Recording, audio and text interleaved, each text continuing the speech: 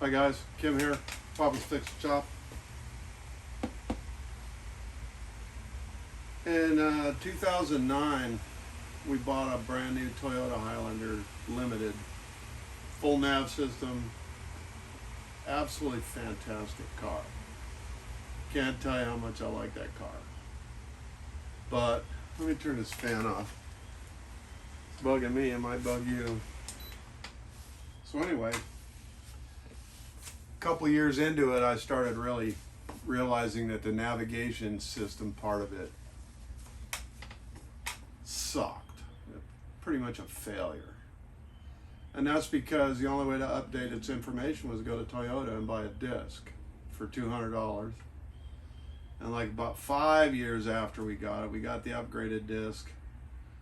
And of course, by the time you get the disc, all the information's starting to be completely useless.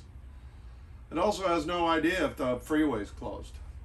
So I always wanted to get a better stereo, but you couldn't justify it because, you know, new car. Now, these years later, it is a lot easier for me to justify it. And now what I find is that model, the up till about 2011 or 12, so from like 6 or 7 up to 12, that's series 5 years or so. If you had a Toyota Highlander Limited with the JBL stereo system and navigation system, nothing else fits it. No other radio will fit in that dash because it's a unique chassis. It's not a double din or a single din. It's one of a kind for those models. So what I've got to do is I'm going to go in and put this Alpine in there. It's a really good unit.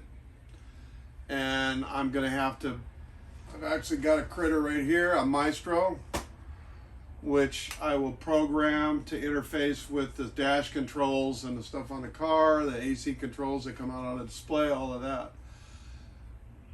And what I'm doing is putting a radio that doesn't fit in this car anyway.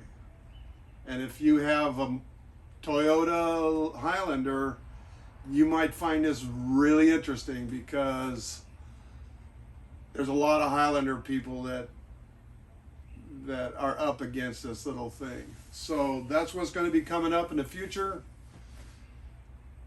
Upgrading the stereo in a Highlander Limited from the mid 2000s.